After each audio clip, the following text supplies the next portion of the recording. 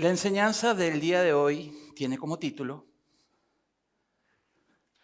La viña del Señor.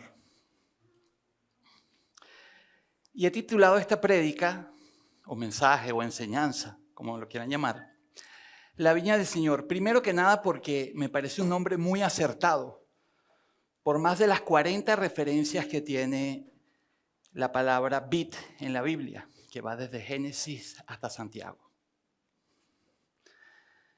Pero en mi caso muy particular, la viña del Señor tiene una connotación muy personal y especial. Y es que este fue un lugar en mi pasado, escuchen bien, mi pasado, de mi vieja naturaleza, antes de conocer a Cristo, donde comencé a estudiar y a interesarme por el mundo del vino. Fue allí donde realicé mis primeras catas y donde me rodeé de esos eruditos, sommelier o sommelier, como se les dice, de los mejores chefs de Venezuela, grandes conocedores del vino de la Caracas cosmopolita de hace más de 20 años. Un pequeño espacio en el centro comercial San Ignacio de Caracas, Venezuela, que también tenía el mismo nombre de la prédica de hoy. Se llamaba La Viña del Señor. Y para los que no son de Venezuela, estoy hablando de uno de los lugares más yeyecitos, cifrinos que existía en aquella época. Lo comenté en la parte de las preguntas. Piensen en esto, por favor. ¿Quieren ver la gracia que Dios ha depositado en sus vidas? Solo recuerden de dónde te sacó y a dónde te trajo hoy. ¿Dónde te tiene ahora? Esta distancia, esa medida, es la misericordia en cada una de la vida de nosotros. Déjenme contarles un poquito más de mi venida a Panamá, porque definitivamente los planes de Dios tienen luces largas y no cortas como las de nosotros. Muchas veces queremos ver el fruto con esa, aquí voy a poner otro término porque me gustó el de Gio de la otra vez, miopía espiritual,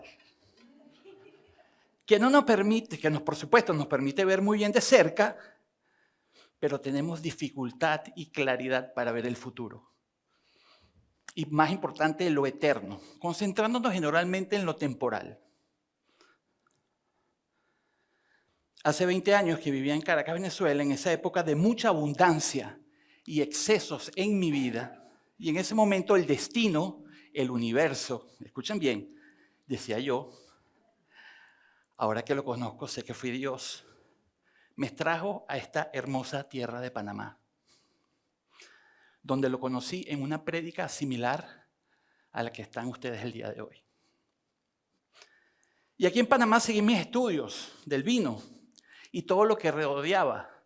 Me matriculé en la Escuela Argentina de Sommelier. Por muchos años más estudié regiones, cepas. Tenía un grupo elite conformado por gerentes de hoteles, distribuidores e importadores de alimentos y bebidas. Restauradores, se le llama restauradores a las personas que dirige, gestiona o es propietaria de un establecimiento gastronómico. Era entusiasta en ese fascinante mundo del vino y mientras más aprendía y estudiaba, más me daba cuenta de lo complejo y extenso que era ese mundo de la viticultura. Verán, no hay un producto elaborado por el hombre que tenga más historia, complejidad y variedad que el vino. El vino ha acompañado al hombre desde antes de Cristo hasta la actualidad. Y en mi caso, siempre me he sentido atraído por la variedad. Me aburro con facilidad y solo las cosas variadas, cambiantes, diferentes, me llaman la atención. De allí mis pasiones, ustedes las conocen. El buceo, la gastronomía, la música, la tecnología. Pero ahora la mejor de todas, la Biblia. Este maravilloso manual, tráeme mi Biblia, por favor. Perdón, se me quedó mi Biblia. Es la emoción de estar aquí. La Biblia, este maravilloso manual que Dios nos dejó, que supera con creces cualquier otra cosa o actividad, que buscaba yo para mantener mi atormentada mente ocupada. Ahora, con la paz que me da leer y tener tiempo con Él, la variedad se convirtió en la profundidad de su palabra. Vamos a comenzar con la introducción de la enseñanza de hoy. Quiero comenzar hablando del hombre, que es ese receptor del llamado de Dios. Está ubicado en el centro de la viña, como aquel que debe de responder al cuidado del labrador. De ahora en adelante, cuando hablemos del labrador de la viña, ¿de quién estamos hablando? Muy bien. Y representa a ese hombre creyente, que puede ser un terreno fértil o estéril en su corazón. ¿Dependiendo de qué? De la conexión con la vid, la planta. ¿Representada por quién? Por Jesús. No se preocupen, vamos a desarrollar bastante este tema más adelante. Y sé lo que muchos están pensando en este momento.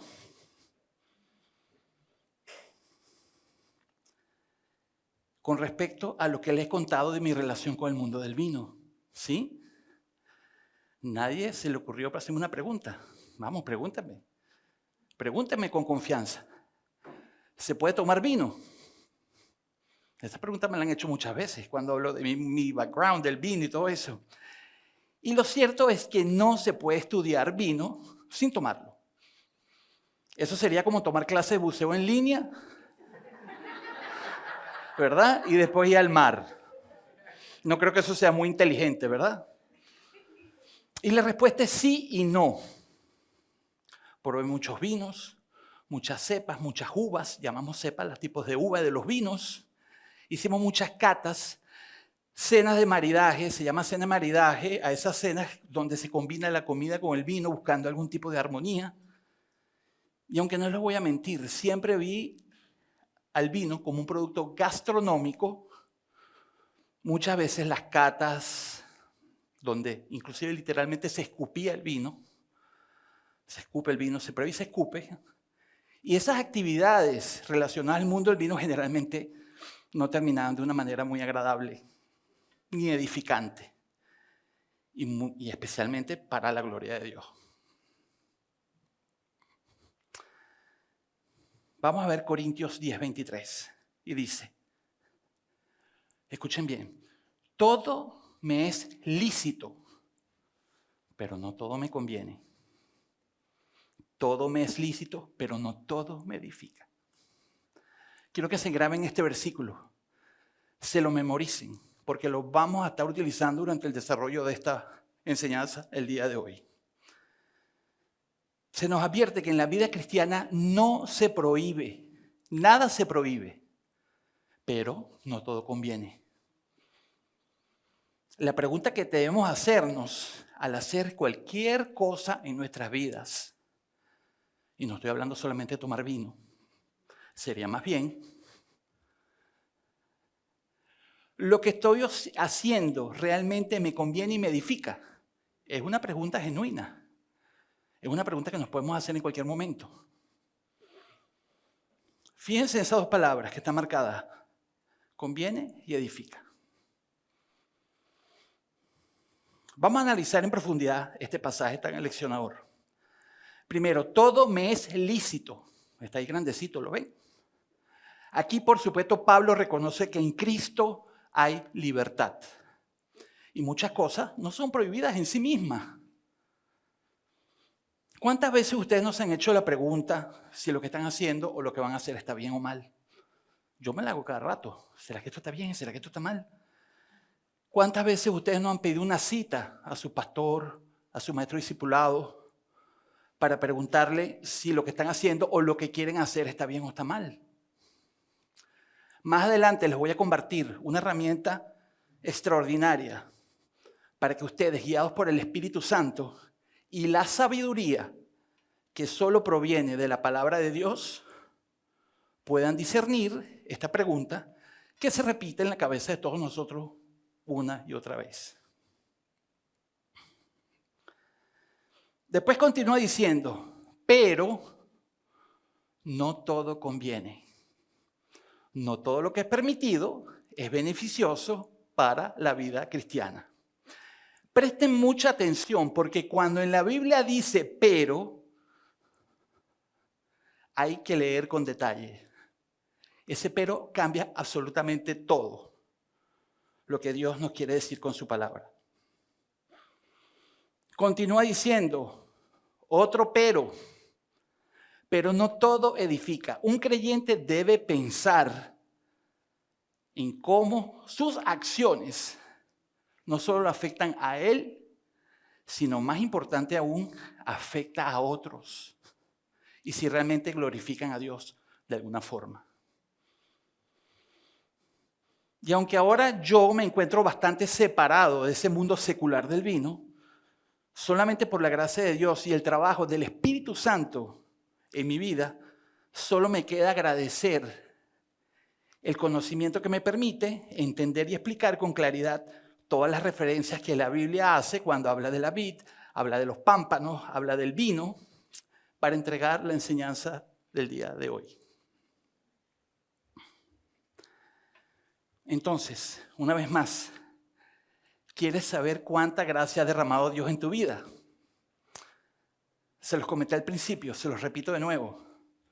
Deténganse un momento, cierren un momentico los ojos y recuerden de dónde te sacó, cuánto limpió tu corazón, tu vida. ¿De qué me la limpió? Te preguntarás, pues, de vicios, de amigos, entre comillas, de excesos, de lugares, de costumbres, en definitiva, de pecado. Eso es lo que ha hecho Dios en tu vida. Y mientras esa distancia es más larga, más gracia y misericordia Él ha derramado en tu vida.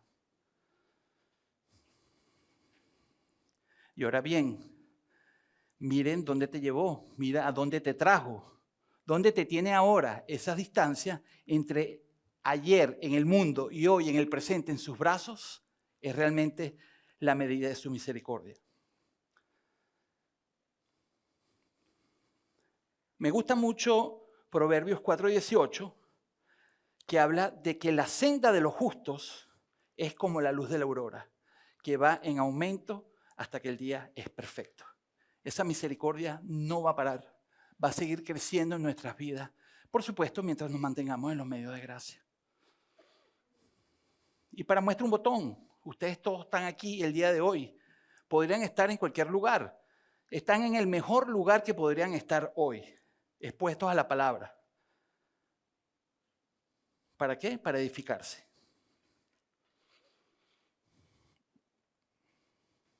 Efesios 2, del 1 al 5, dice, vamos a leerlo.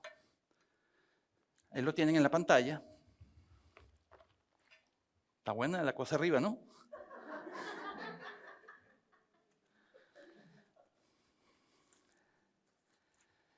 Cuando ustedes se pregunten, ¿qué está haciendo Dios en mi vida? Busquen este versículo, léanlo y entiendan el trabajo que Dios está haciendo en ustedes, en sus corazones, en sus vidas, en su matrimonio, en sus trabajos, en todo lo que ustedes están haciendo. Fíjense.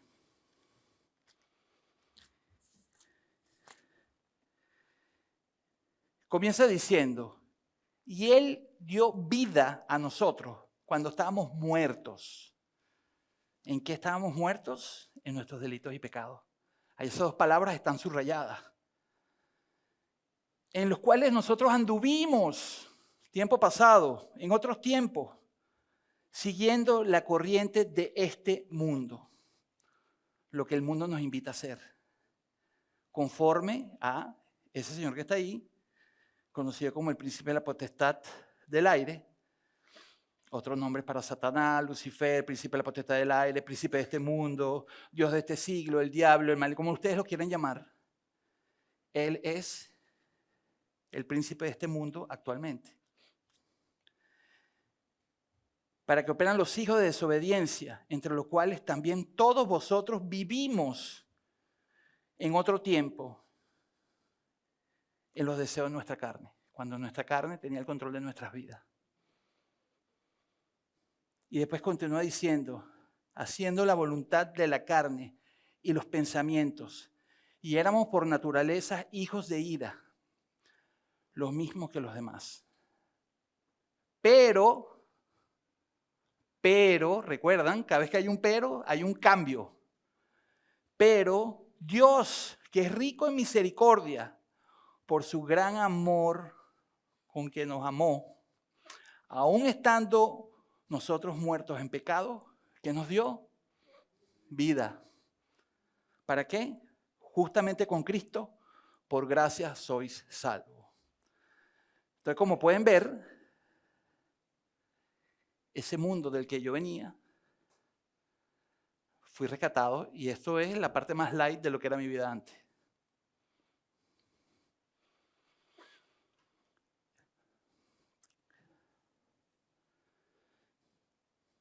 Y aunque si leemos bien, perdón.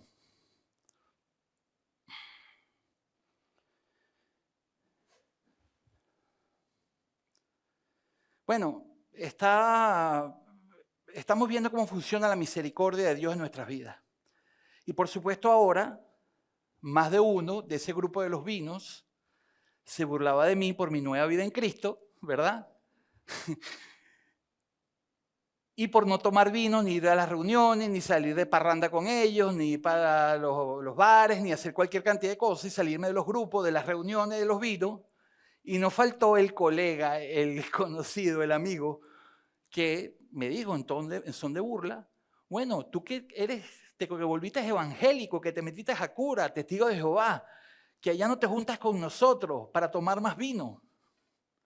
Inclusive se atreven a citarme la Biblia y decirme, recuerda que la Biblia dice que Jesús tomaba vino.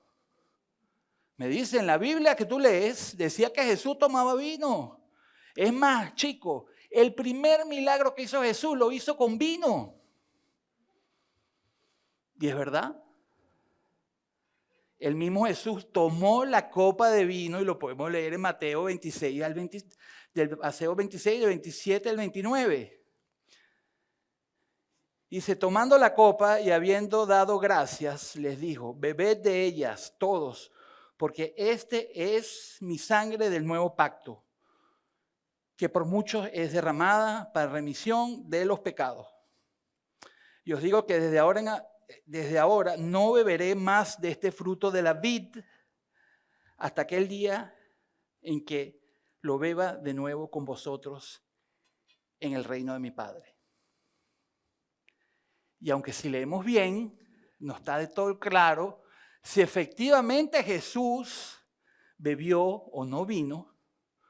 Lo importante de este pasaje es que Jesús usó el vino como un símbolo de la sangre en la Santa Cena.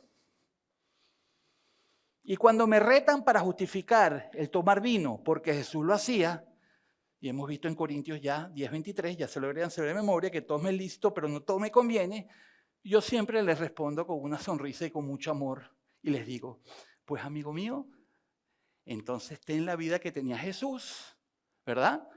Y tómate tu vino. Si vamos a copiar, no vamos a ser selectivos con las cosas. Si vamos a copiar todo el modelo completo, no lo que nos conviene. ¿Están conmigo todos en eso? Sí. Muy bien, Napito levantó la mano.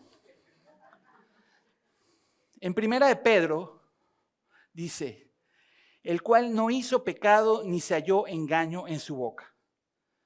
Pero no vinimos a hablar de vino. Y espero que quede claro la libertad que tenemos en Cristo Jesús.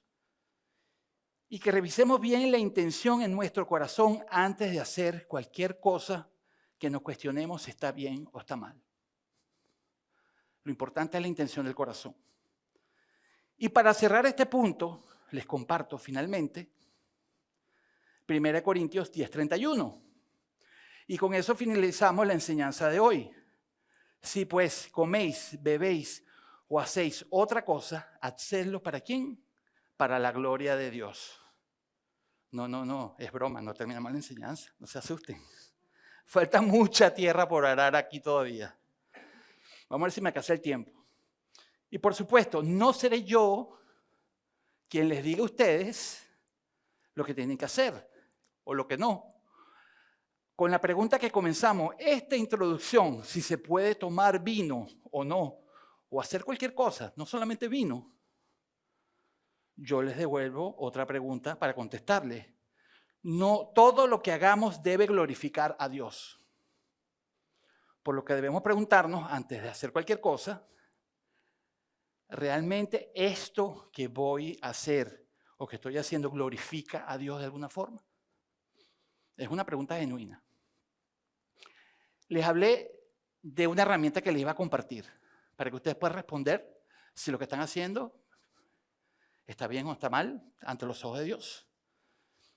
Vamos a hablar de los 3 arcos para la gloria de Dios. Esta es una herramienta muy buena que les puedo compartir y habla de que antes de hacer cualquier cosa, donde tengas alguna duda si está bien o está mal, pásala por esos 3 arcos. Facilito.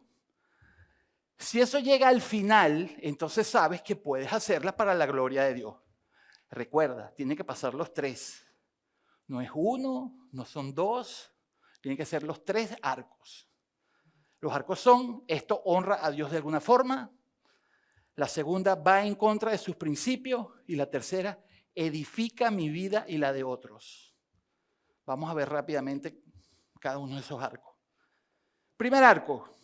Esto honra a Dios de alguna forma. Y aquí vamos a usar Colosenses 3:17.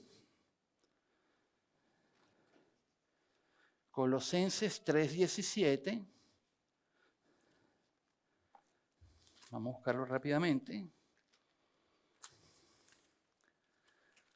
Hubiera usado la voz de Paula, que la tengo aquí cerquita, pero no nos pusimos de acuerdo. Entonces, Colosenses 3:17 dice, y todo lo que hacéis, sea de palabra o de hecho, escuchen bien, ahí dice todo, ahí no dice algunas cosas, lo que tú consideres, lo que te denota, lo que te parezca chévere, ahí dice todo lo que hacéis, sea de palabra, de lo que hablamos, de lo que decimos, de lo que sale de nuestra boca, o de hechos de hacer, cuando hacemos cosas, hacerlo todo en el nombre del Señor Jesús, dando gracias al Padre por medio de Él. ¿Sí? Entonces, lo que estoy haciendo honra a Dios de alguna forma. En este versículo, por supuesto, se nos exhorta a vivir cada momento como una expresión de adoración. ¿Guiados por quién? Por Cristo. Y agradecidos, por supuesto, con Dios. Es una guía perfecta para responder a la pregunta, ¿esto honra a Dios de alguna forma? Próximo arco. Piensen bien, esto que voy a hacer o incluso algo que ya estoy haciendo en este momento y quiero verificarlo, va en contra de sus principios. Aquí vamos a citar Isaías 5:20. Vamos a ver qué dice Isaías 5:20.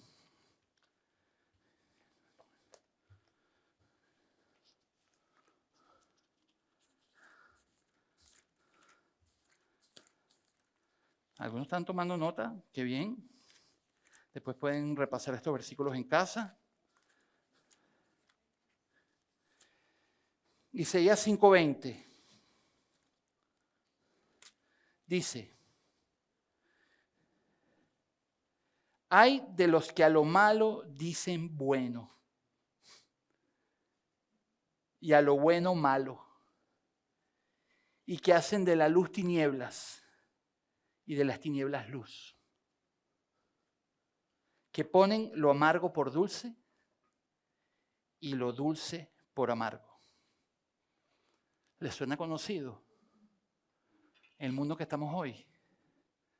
Ahora lo bueno es malo, lo malo es bueno, la luz es oscuridad, la oscuridad es luz. En esencia, pues aquí Isaías nos enseña que alterar esos principios divinos tiene consecuencias graves. Y como creyentes, fíjense cómo comienza. Es interesante porque dice, ay de los que, ay. Es una advertencia, así como que, ay, ay, ay, ay. Y lo está diciendo Dios, ¿ok? Este mundo está al revés. Ustedes tienen que estar de acuerdo conmigo. Recuerdo una conversación que tuve con una persona hace como 3 semanas y estamos hablando de los adolescentes y me decía, es que el problema es que ahora todos los adolescentes tienen una cámara y hay cámaras por todos lados. Entonces, claro, cuando hacen las locuras, las demencias, se portan mal, hacen las obscenidades, queda un registro y se filma. Y yo dije, amiga mía, el problema no es la cámara. El problema es que si hay algo que está malo, estaba malo antes, está malo ahorita y va a estar malo después. Pero queremos cambiar los lineamientos que Dios nos dejó en su palabra para convertir lo bueno en malo y lo malo en bueno. La luz en oscuridad y la oscuridad en luz. En 2 de Pedro también, 1:19, hay una exhortación bellísima. Se la voy a leer rápidamente.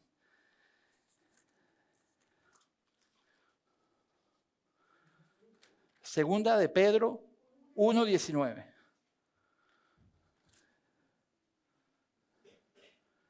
¿Qué dice? Tenemos la palabra profética más segura, la cual hacéis bien en estar atentos. ¿Quieres un manual? Aquí está. ¿Quieres una pregunta? Pregunta aquí. Que también es como una antorcha que alumbra en los lugares oscuros hasta que el día se esclarezca y el lucero de la mañana salga en vuestros corazones. Señores, usen la palabra como guía. Mi mamá siempre me decía, cuando le comentaba algo raro que quería hacer, me decía, bueno, si todo el mundo se tira por la ventana, ¿tú te vas a tirar por la ventana? Por favor, levanten la mano. ¿Quién no le dijo eso a su mamá en algún momento? Creo que a todos nos dijeron eso. Está lo del barranco, te tira por un barranco, está lo del balcón, está lo de la ventana. ¿Ok? Pero bueno, creo que más sabio que nuestras madres está esto. Pero por ahí viene el asunto más o menos. Nos ponemos en la corriente de este mundo, la corriente, nos metemos en la corriente y la corriente nos va llevando y nos va llevando. Y cuando vamos estamos envueltos en la corriente. Y empezamos a ver las cosas bellas que Dios nos dejó, como el arco iris, por ejemplo, como una señal de un pacto, diciendo, hijo mío, ya no va a haber un diluvio, una inundación más en la tierra. Y voy a mandar un arco iris hermoso. Yo no creo que exista una cosa más bella hecha por Dios que el arco iris. Para que cada vez que tú veas ese arco iris, tú recuerdes el pacto que yo tengo contigo. No voy a caer en detalles en lo que se convirtió el arco iris. Es una burla de Satanás al regalo de Dios. Vamos 2. ¿Ya están pensando, están pasando por el arco las cositas? Ok. Tercer arco, el último y no menos importante, edifica mi vida y la de otros. Lo que yo estoy haciendo me edifica a mí, pero más allá de a mí, puede ser un tropiezo para otro. En Romanos 14:13 dice, así que ya no nos juzgaremos más los unos a los otros. Escuchen bien, sino más bien decidid no poner tropiezo u ocasión de caer al hermano. Y por supuesto, este pasaje nos enseña que nuestras obras pueden convertirse en un obstáculo, especialmente no solo para nosotros mismos, sino para otros. Si no actuamos ¿con qué? Con amor, sensibilidad y responsabilidad. También nos enseña que nuestras libertades, hablando de libertades, deben estar sometidas al amor y que la madurez espiritual se refleja en cómo nuestras decisiones consideran el bienestar espiritual de nuestros hermanos. No seamos tropiezo para otros, especialmente para nuestros hermanos en Cristo. Si la respuesta es sí a las 3 preguntas, ya has pasado por los 3 arcos. Entonces hazlo. Siempre viendo finalmente la intención de tu corazón. Es importante ver la intención de tu corazón. Y pídele guía al Espíritu Santo. Finalmente te dirá lo que tienes que hacer. Usa la palabra. Y nunca confíes en tus sentimientos, ni en tu inteligencia. y o en sabiduría o consejo de hombre para actuar. Aquí va a ser una nota al pie, por favor. Si ese consejo viene, por supuesto, de tu maestro discipulado, de un anciano de nuestra iglesia, o en el mejor de los casos de tu pastor, y está anclado en la palabra de Dios, entonces, por supuesto, sí debes escucharlo. ¿Ok? A mí me faltó decir pero. Recuerda que siempre tenemos la palabra profética más segura, segunda de Pedro 2:1-19. No solamente profética, sino que alumbra el lugar oscuro. O sea, siempre la palabra. Bueno, muy bien. Ya vimos los arcos, ¿verdad? Ahora vamos a entrar en materia. Larga la introducción, ¿verdad? El labrador, el Padre, Dios. Cuando estaba armando esta prédica tenía un reto de cómo estructurarla. ¿Con quién comienzo? Bueno, obviamente tengo que comenzar con el Padre, con el labrador, el que siembra, el que crea la viña del Señor. Esa viña no está ahí por casualidad. Dios Padre labrador, el que la cuida, el que la limpia, el que siembra para fruto. Ningún labrador va a sembrar algo sin esperar un fruto a cambio. Nosotros somos ese fruto. En Juan 15:1 dice, yo soy la vid verdadera, hablando Cristo, y mi Padre es el labrador. Versículo bellísimo. Ese versículo para mí es uno de mis favoritos en la Biblia. Entonces, nada es casual. El terreno fue escogido.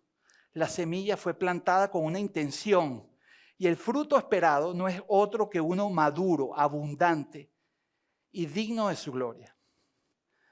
Vamos a ver entonces 6 elementos que usa el labrador para conseguir ese fruto perfecto. Primero, planta con intención. Después, poda con conocimiento, la poda de la planta. Cuando empezamos a quitar cosas de nuestras vidas que son estorbos. Gestiona el estrés hídrico. ¿Qué es eso, Juan Carlos? Bueno, aquí Ofelia sí sabe lo que es, porque Ofelia tiene altos conocimientos en toda la parte botánica, así que ella seguramente va a disfrutar esta prédica muy bien también. Protege contra plagas y enfermedades. Ese labrador que labra la tierra tiene que cuidar sus plantas y observa el tiempo con paciencia. No puedes esperar sembrar una cosa ahorita y que al día siguiente ya tenga plantas, frutos y todo esté listo. Y finalmente cosecha en el momento justo. Planta con intención. El labrador elige cuidadosamente el terreno, la orientación del sol, inclusive cómo va el sol de izquierda a derecha, el tipo de cepa, el tipo de uva que se adapta al suelo y el clima. No se deja nada al azar. Por supuesto, sin labrador no hay viña y sin Dios no hay iglesia.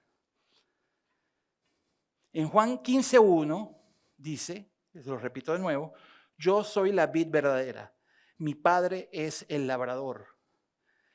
Y después en Isaías 5:2 dice, la había cercado, hablando de la viña, la había despedregado, quitado las piedras del piso y plantado las vides escogidas. Escogió cada una de las semillas que iba a poner para que nacieran esas plantas escogidas. Y había edificado en el medio de ella una torre. ¿Para qué alguien pone una torre en una viña? ¿Qué función tiene una torre? Vigilancia. Dios vigila su viña.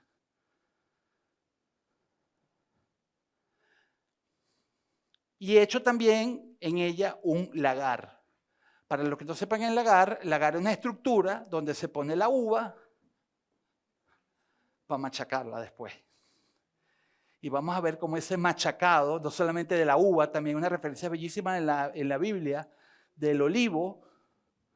¿Para qué? Para sacar ese jugo de nosotros. Muchas veces lo vemos como atribulaciones, pero finalmente el resultado es para la gloria de Dios.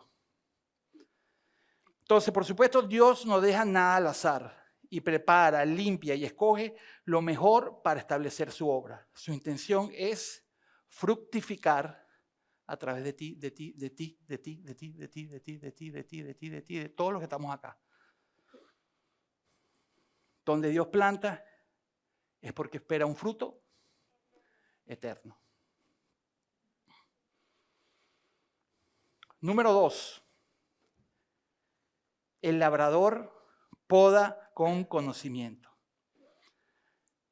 El labrador elimina esas ramas improductivas que tiene la vid con una tijera, va cortando vid que están marchitas. Inclusive, como técnicas de viticultura, en una vid completa puede eliminar varios racimos para que la savia alimente los que tienen más potencial de fruta. Entonces, no toda rama que crece es buena. Hay que saber cortar para potenciar el fruto. En Juan 15:2 dice, todo pámpano que en mí no lleva fruto, lo quitará. Agarra la tijera, el labrador, y corta. Y es separado. Está limpiando. Y todo aquel que lleva fruto lo limpiará. ¿Para qué? Para que lleve más fruto. Entonces el labrador inclusive puede limpiar de hongos, de otros elementos, de insectos, su vid para cuidarla. Entonces, por supuesto, el corte duele, pero prepara para multiplicar el fruto. Dios poda lo que estorba, va quitando de tu vida, clac, clac. Esto no te conviene, esto no te conviene. Muchas veces los podemos ver con dolor, pero es Él haciendo el trabajo en nosotros. Dios corta lo que no te deja crecer. Escuchen bien, Dios corta lo que no te deja crecer. Lo que es estorbo para Él, Él lo va a cortar. Por supuesto, tú tienes que permitirle a Él hacer tu trabajo. Nos las pasamos quitándole el protagonismo a Dios, queriendo hacer todo en nuestra fuerza. Todo lo que no está en las manos de ustedes, ustedes tienen que entregárselo a Dios. Si uno medio controla el corazón de uno, imagínate el corazón de tu esposa, de tu jefe, del que está manejando el carro que te lo conseguiste de frente. ¿Verdad, Flor? Esa es otra historia para otra prédica, no importa. Todo lo que no está en tus manos tienes que entregárselo a Él. Pero el hombre es necio, necio. Y Dios está manejando tu carro y tú le dices, quítate que manejo yo. Y Dios es un caballero, Dios toma, maneja. Y Él va sentadito al lado tuyo. Yo no sé si ustedes recuerdan cuando ustedes eran pequeños que iban con su papá manejando. Yo sacaba la mano y jugaba al avión con la brisa. Sí, nunca hicieron eso, ¿verdad? ¿Usted cree que yo estaba preguntando para dónde iba mi papá? ¿Usted cree que yo estaba preguntando si tenía gasolina? Si iba, lo único que, ¿cuándo llegamos? ¿Cuándo llegamos? ¿Cuándo llegamos? ¿Cuándo llegamos? Necio. Pero debemos confiar en Dios que tiene el control de nuestras vidas. No quitarle el volante. No manejar en nuestra fuerza. Dejar que Él lleve el control. Maneje el carro usted, Señor. Yo voy aquí disfrutando del paisaje. Te va a meter por sombras, te va a meter por lugares que tú dices, ¿por qué me está metiendo por acá?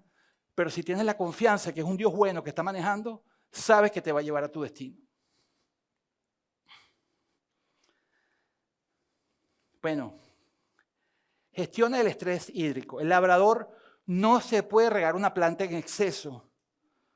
Deja que la planta sufra, se estrese. Este término existe para el cultivo de la vid, de la planta de la uva, con la que se hace el vino, que es la vitis vinífera. Se estresa la planta, ¿para qué? Falta de agua hace que las raíces penetren en los subsuelos, para que saquen esos sustratos que están allá abajo y se fortalezca esa planta. Y por supuesto, esa uva que da es maravillosa porque está sacando los sustratos de lo más profundo de la tierra. En Hebreos 12:11 dice, es verdad que ninguna disciplina al presente parece ser causa de gozo. Cuando Dios nos disciplina, decimos, ¿cuál es el gozo aquí? Pues señores, el gozo es saber que la disciplina viene de Dios. Ese es el verdadero gozo.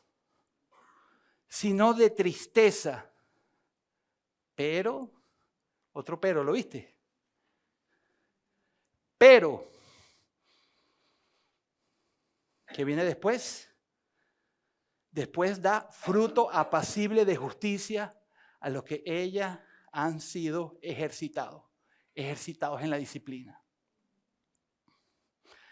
Por supuesto, las pruebas no son castigos, son parte de ese perfeccionamiento. La raíz se hace más fuerte y profunda donde hay resistencia y falta de agua. Ese es el estrés. ¿Lo dije bien, Ofelia? El estrés hídrico. El labrador sabe lo que está haciendo. Por supuesto, protege las plantas contra enfermedades, contra plagas. El labrador aplica tratamientos naturales, químicos, revisa las hojas, si es necesario, una por una. Yo he visto en los viñedos cómo los verdaderos amantes de cuidar su viña, el labrador, hoja por hoja, con un pañito, quitándole los hongos, quitándole el polvo, cuidando su planta. Ese es el Dios que tenemos. En Santiago 12, 121, del 7 al 8 dice, Jehová te guardará de todo mal. Jehová te guardará de todo mal. Él guarda tu alma. Jehová guardará tu salida y tu entrada desde ahora y para siempre. Y me gusta mucho también Isaías 27:3, que dice, yo Jehová la guardo, en cada momento la regaré. La guardaré de noche y de día. ¿Para qué? Para que nadie la dañe, para que nadie te dañe. Su cuidado es permanente, preciso y amoroso. Él vigila cada detalle de tu vida. Como quien cuida una planta valiosa que dará fruto en su momento. Y por supuesto, Dios no duerme, ¿no? Vigila cada hoja de tu alma con ese amor y celo divino. Se los dije, ¿no? Hojita por hojita, limpiando. Ese es el labrador que tenemos. El tiempo. Observa el tiempo con paciencia. El labrador no acelera el proceso. Espera la madurez óptima antes de cada cosecha. El labrador no se desespera, confía en el ritmo de la naturaleza y en su experiencia. En Santiago 5:7 dice, por tanto, hermanos, tened paciencia hasta la venida del Señor. Mirad cómo el labrador espera el precioso fruto de la tierra, aguardando con paciencia hasta que reciba la lluvia temprana y la tardía.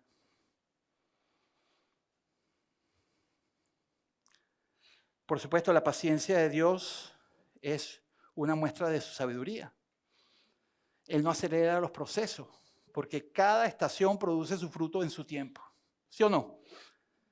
Y por supuesto, la paciencia de Dios no se demora, es perfecta en espera. Y finalmente, la cosecha en el momento justo. Después de la espera, pues viene la cosecha. El labrador sabe que una vendimia apresurada o tardía arruina todo el trabajo anterior. El fruto tiene un punto exacto y el labrador debe conocerlo y actuar en ese momento. Vamos a ver qué dice Eclesiastés 3 del 1 al 2. Dice, todo tiene su tiempo y todo lo que se quiere debajo del cielo tiene su hora. Tiempo de nacer, tiempo de morir. Tiempo de plantar y tiempo de arrancar lo plantado. ¿Ok? Entonces, no aceleremos las cosas. Cuando todo esté listo, Dios cosechará tu propósito con una exactitud divina. Entonces ya vimos el labrador, ¿verdad? ¿Qué está construyendo el labrador? ¿Una qué? Una viña, muy bien.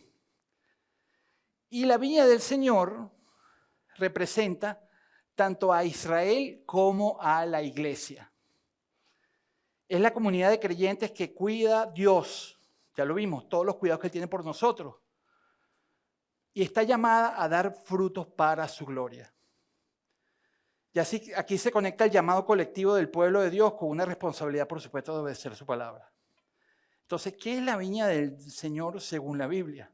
Pues hay dos partes. Hasta primero, la viña del Señor como símbolo de Israel, el Viejo Testamento, donde en Isaías 5, del 1 al 2, Dios compara a Israel con una viña que Él plantó con amor y cuidado, pero que no dio frutos buenos.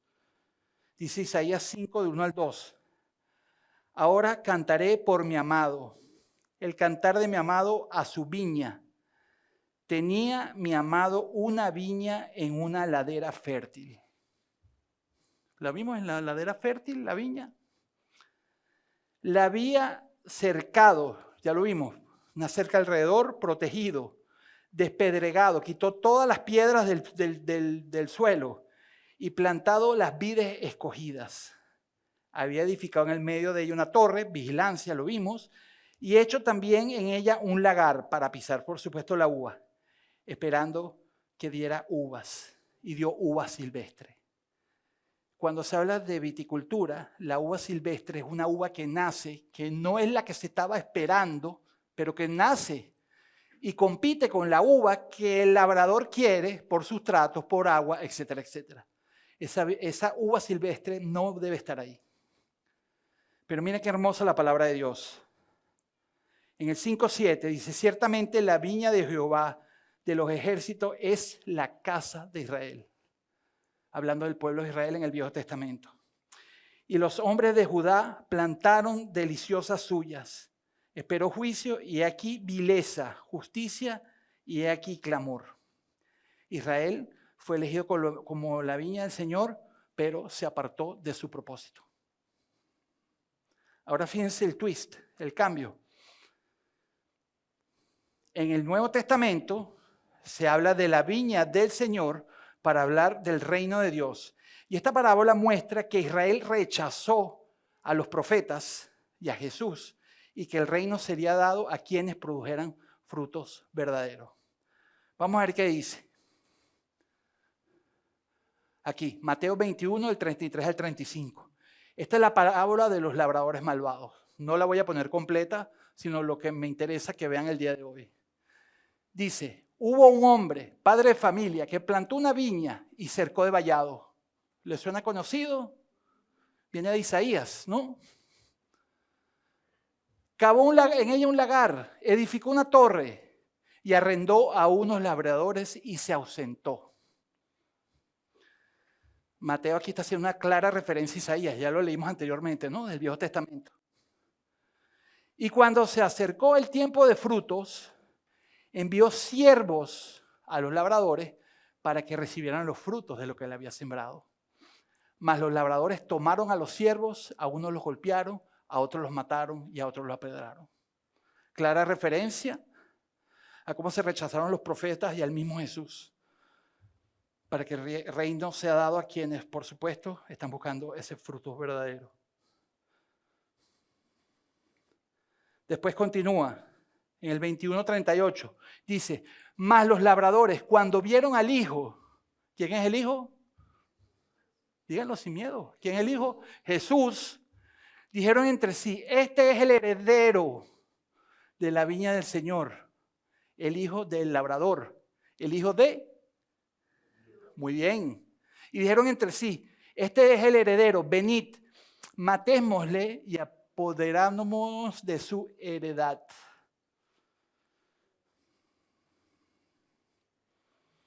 Aquí obviamente el dueño de la viña es representado por Dios, el labrador principal. Los labradores representan a los líderes religiosos de Israel. Los siervos enviados, representados los profetas enviados a lo largo del tiempo. El Hijo, por supuesto, representa a Jesús, Hijo de Dios. Y la heredad, por supuesto, representa ¿a quién? Al reino de Dios. ¿Sí?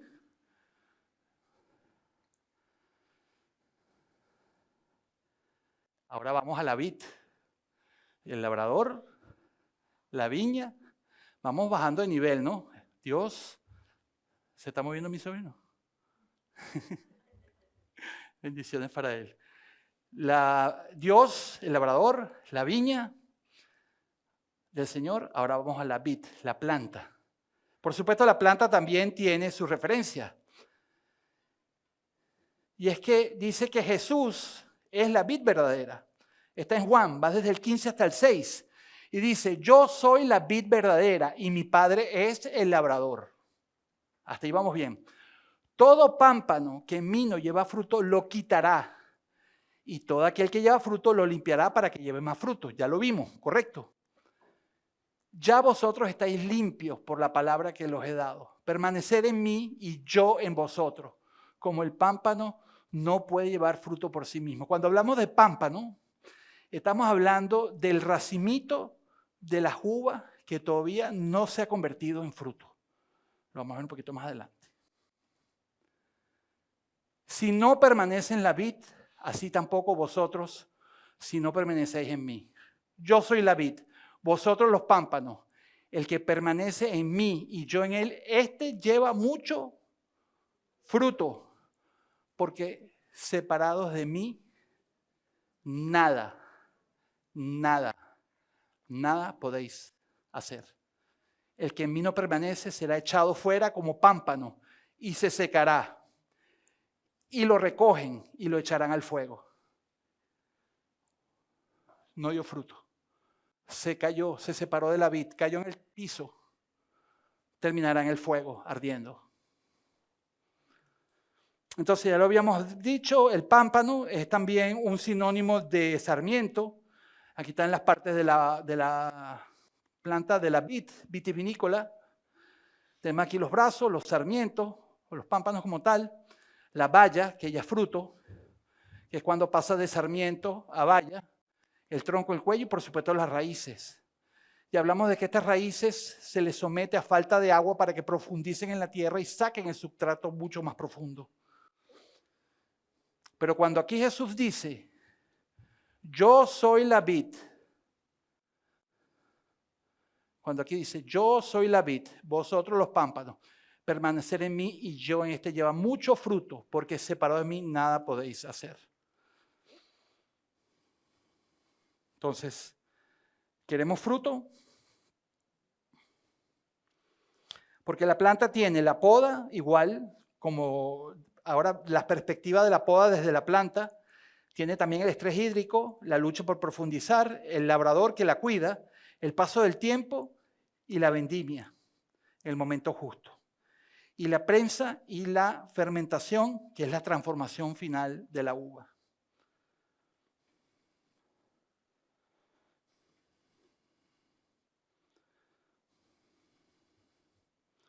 Ok.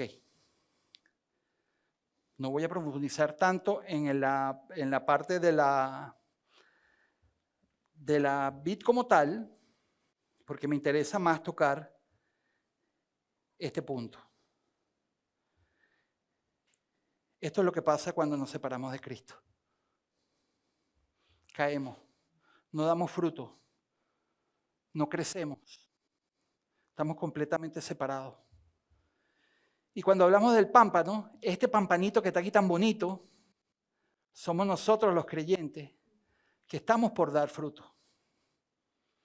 El pámpano es esa rama que debe permanecer unida a la vid, unida a Jesús, para que pueda dar un fruto como tal. Los pámpanos y nuestra relación con Cristo, esa es una enseñanza espiritual muy, muy profunda en la Biblia. Entonces, una vez más, separados de mí nada podéis hacer. Y el tema del fruto, ¿no? La importancia de la permanencia. Cuando nos mantenemos conectados a Jesús, aquí por supuesto va muy de la mano Gálatas 5 del 22 al 23. Que dice que el fruto, hablando del fruto de nosotros como creyentes conectados a Jesús, es que, se lo saben.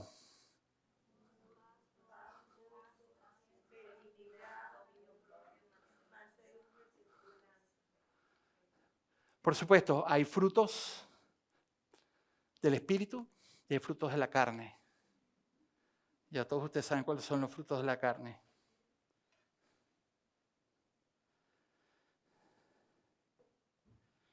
Y por supuesto, una vez que ya conocemos los pámpanos, conocemos la viña del Señor, conocemos la vid y conocemos los pámpanos, entra en escena este señor que está aquí.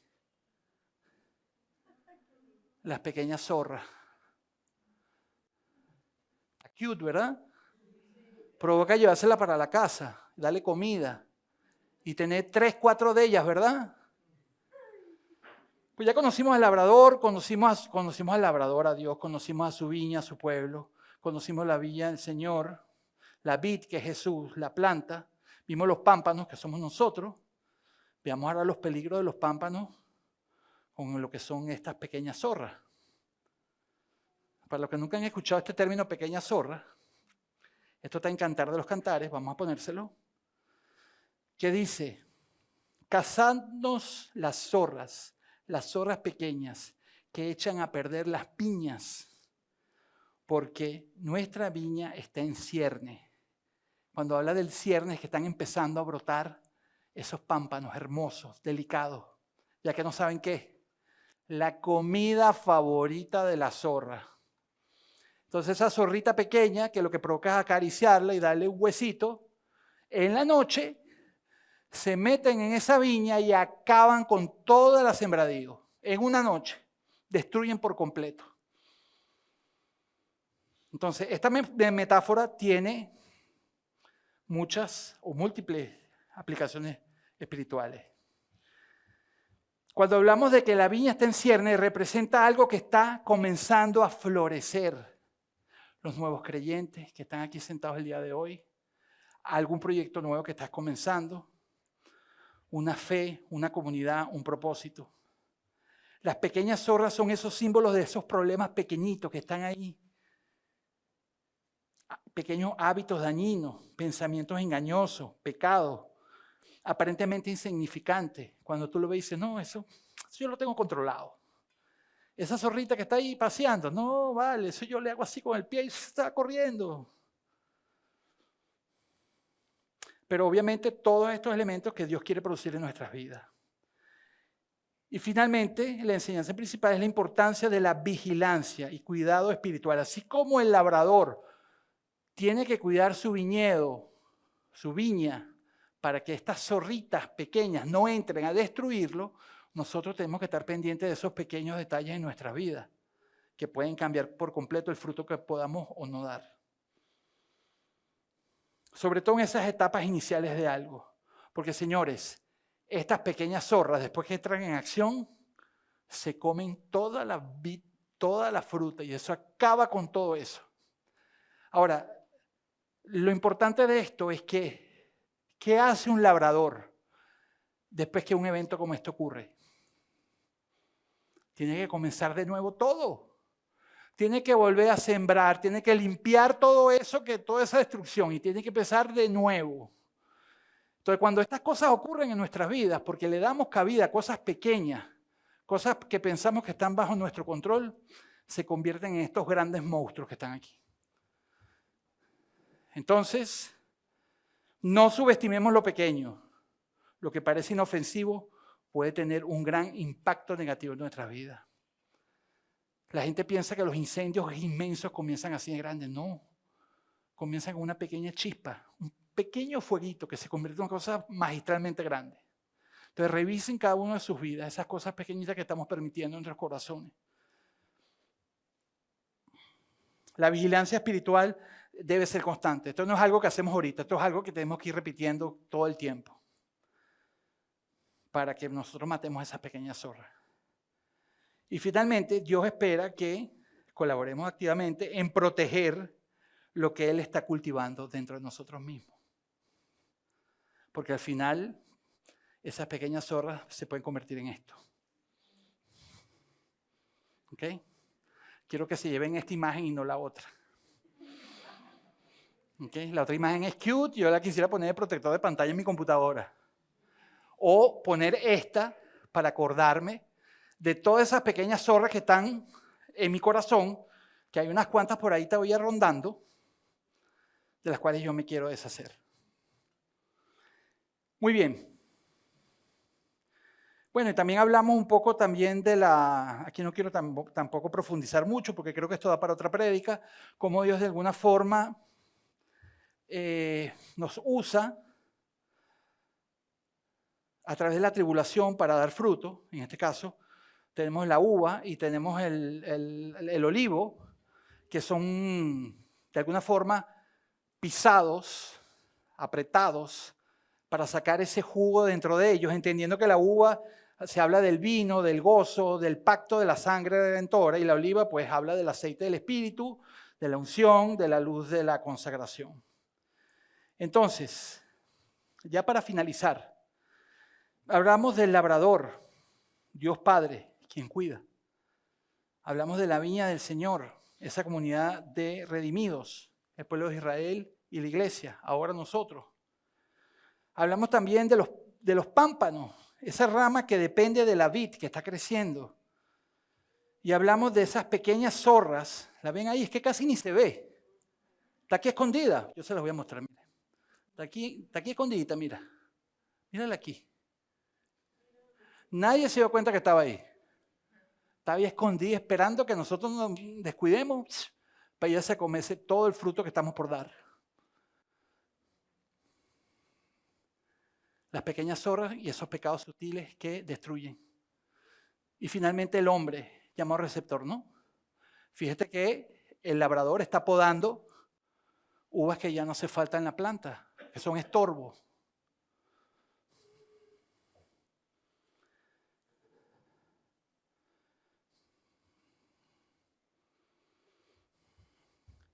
Entonces, yo les pregunto a ustedes, ¿ustedes están en la viña del Señor? ¿Sí? Muy bien. ¿Están unidos a la vid, a Cristo, o están tirados en el piso? Están unidos, ¿verdad? Recibiendo la savia que viene de esa vid que es Cristo, ¿sí? ¿Estás permitiendo que el Padre, el labrador, pode y limpie tu vida? ¿Sí? Dale, corta, quita. ¿Sí? Ok. ¿Estás cuidando tu viña de las pequeñas zorras que la ponen en peligro? Que están ahí. Todo el mundo sabe cuáles son esas zorritas dentro del corazón de uno. No como yo, que la primera vez que escuché esa expresión y estaba súper nuevo, no entendía lo que me estaban hablando. Y la pregunta más importante, ¿estás dando el fruto adecuado? ¿Estás dando el fruto? No para ti, para el Señor, para su gloria. Bueno, ahora vamos a orar. Por favor, cierren sus ojos, inclinen su cabeza. Dios amado, Padre misericordioso, muchas gracias te damos por tanto. Primeramente por tu palabra, gracias Diosito, por este maravilloso manual que nos has dado en tu infinita misericordia. Gracias por ser tu pueblo amado, elegido, nación santa, parte de tu viña, Señor, gracias de verdad. Gracias te damos por todo el trabajo que estás haciendo en nuestras vidas. Sigue regándonos con tu palabra, sigue podándonos, sigue eliminando todo lo que no es tuyo. Sigue dándonos nuestro crecimiento, ese fruto que no podemos dar sino por ti.